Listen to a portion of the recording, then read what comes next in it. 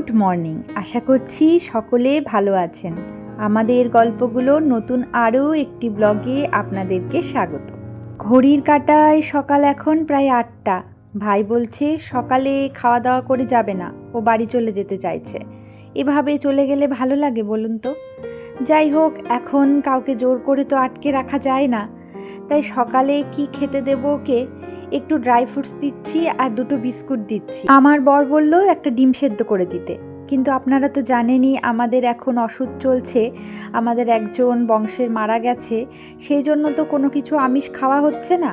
আর আমার মনটাও চাইলো না, যখন আমরা খাচ্ছি না তখন করবও না, মানে রান্নাঘরে আমিষ কিছু আনবই না, সেই জন্য আর ওকে দিলাম না, ওটাই দিলাম। তো এখন এদিকে একটু সেদ্ধ ভাত বসিয়ে দিয়েছি, আর ওদিকে ভাবছি আজকে একটু ভেজ ডাল করব। তবে ভেজ ডালে যা যা লাগে সব কিছু নেই, শুধু গাজর আছে, তাই গাজর দিয়েই ভেজ ডালটা করছি। আজ তো সোমবার, মিছরিকে নিয়ে স্কুলে যাব। গত 3 দিন তো স্কুলও যাওয়া হয়নি, কারণ শুক্রবারে আমরা বাড়িতে ছিলাম না, শনিবারে আর ওকে স্কুলে নিয়ে যাইনি, আর রবিবার তো ছুটি। আজকে 3 দিন পর ওকে আবার স্কুলে নিয়ে যাব। তাই সকাল সকাল ডাল ভাতটা বসিয়ে দিয়েছি, যেটুকু হয় রান্না করে যাব সকালে খাওয়ার মতন, তারপর বাড়ি ফিরে আবার রান্না করব।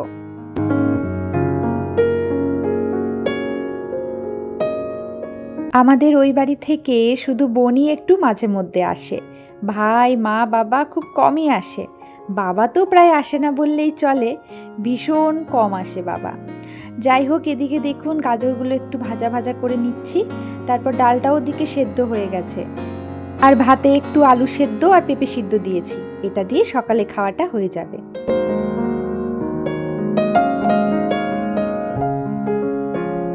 গত কয়েকদিন ধরে আমরা তো নিরামিষ খাচ্ছি, আপনারা জানেনই, কিন্তু সত্যি কথা বলতে এই যে নিরামিষ খেতে একটু অসুবিধা হচ্ছে না আমার, বেশ ভালো লাগছে।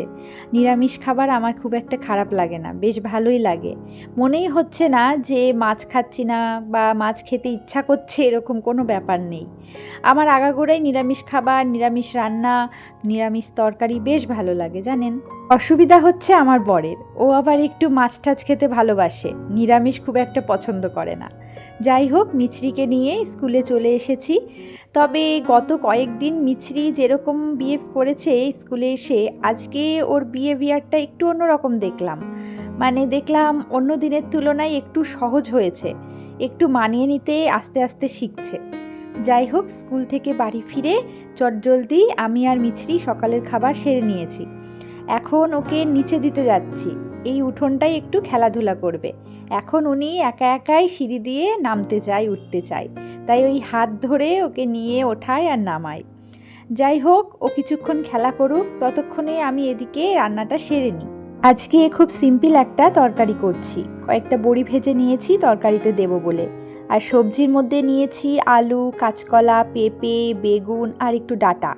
আলু, কাঁচকলা, পেঁপে এই 3টে সবজি আগে একটু ভেজে নিয়েছিলাম, তারপর তেলের মধ্যে একটু শুকনো লঙ্কা, জিরে আর তেজপাতা ফোড়ন দিয়ে দিলাম, তারপর বেগুন আর ডাঁটাগুলো দিয়ে দিলাম।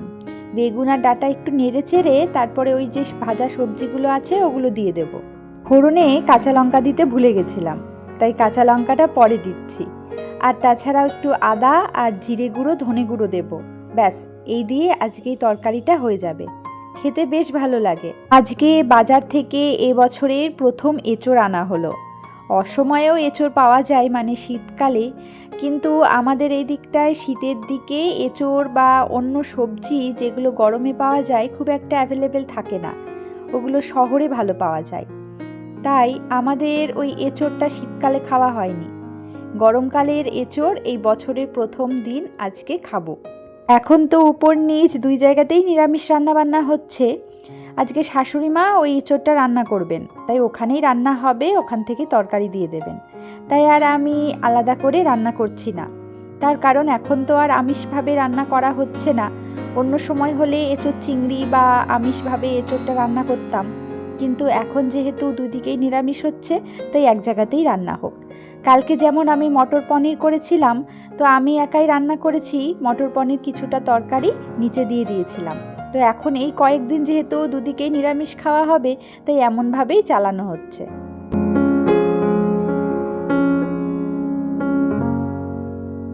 আজকে তো খুব বেশি রান্নাবান্নার ঝামেলা নেই, তাই ধীরে সুস্থেই রান্নাবান্না কাজকর্ম করছি। মিছরিকে ঘুম পাড়িয়ে দিয়েছি। আজকে ভাবছি গোটা ঘর বারান্দা সব জায়গায় ভালো করে ক্লিন করব। প্রত্যেক দিন একসাথে সব জায়গা ক্লিন করা হয় না, আজকে ভাবছি করব। এদিকে আমাদের বেডরুমটা একটু ঝাড় দিয়ে নিলাম। আসলে সকালে যখন আমি ঘর ঝাড় দিয়েছি তখন নিচে বিছানা করা ছিল, মানে ভাই ছিল, সেই জন্য উপর নিচে দুই জায়গাতেই বিছানা করা হয়েছিল। তাই নিচে বিছানা থাকার কারণে তখন ঘরটা ঝাড় দেওয়া হয়নি।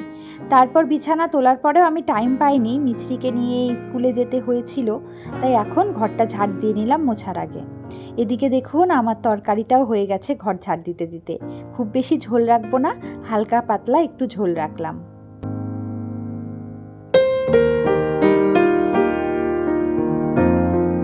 আর এই যে নিচ থেকে শাশুড়ি মা একটু নিরামিষ এঁচোড় তরকারি আর একটু বিট গাজরের চাটনি পাঠিয়েছেন।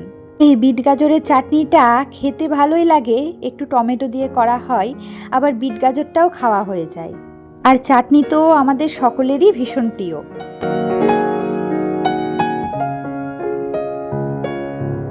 আজকের মতো অন্য কোনো দিনই আমি এত ধীরে সুস্থে কাজ করতে পারি না।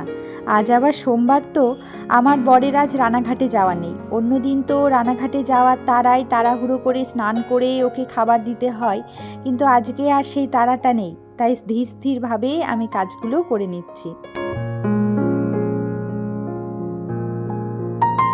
আমার তো স্টিক মপ দিয়ে ঘর মোছার অভ্যাস ছিল না, গত কয়েকদিন ধরে মুছতে মুছতে এখন একটু অভ্যাস হয়ে গেছে।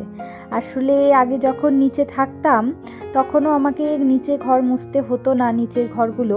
তার কারণ আমাদের বাড়িতে যে মাসি কাজ করে ওই মাসি ঘর মুছে দেয়। মিছরি হওয়ার আগে থেকে, আমার প্রেগনেন্সিরও অনেক আগে থেকে মাসি আমাদের বাড়িতে কাজ করে। আর তার আগে যখন কোনো কাজের লোক বাড়িতে ছিল না তখন তো আমি ঘর মুছতাম, কিন্তু কোনো স্টিক মপ দিয়ে মুছতাম না, এমনি হাতেই ঘর মুছে নিতাম। তাই এই স্টিক মপের অভ্যাসটা খুব একটা বেশি আমার নেই।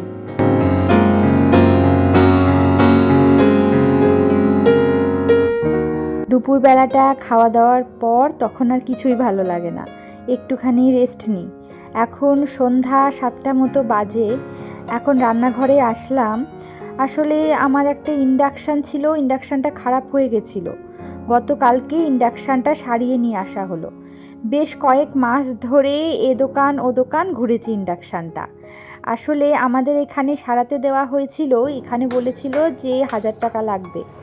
তারপর রানাঘাটে সারাতে দেওয়া হয়, ওখানে 400 টাকায় ইন্ডাকশানটা সারিয়ে দেয়। তো কালকে নিয়ে আসার পর ইন্ডাকশানটাকে পরিষ্কার করা হয়েছিল না, আজকে তাই ভাবলাম সন্ধেবেলা ইন্ডাকশানটা একটু পরিষ্কার করে নিই। আর সত্যি কথা বলতে ইন্ডাকশানটা অনেক কাজের, তাই ইন্ডাকশানটা না থাকার কারণে আমার বেশ অসুবিধাও হচ্ছিল। সাথে ইন্ডাকশানটা একটু চেক করেও নিলাম যে ঠিকঠাক চলছে কিনা। এর আগে একবার সারিয়ে নিয়ে এসেছিল, কিন্তু তখন চালাতে গিয়ে দেখি হঠাৎ ধোঁয়া বেরোচ্ছে, ভয় পেয়ে গেছিলাম। তাই এবারটা একবার চেক করে নিলাম যে ঠিকঠাক আছে কিনা।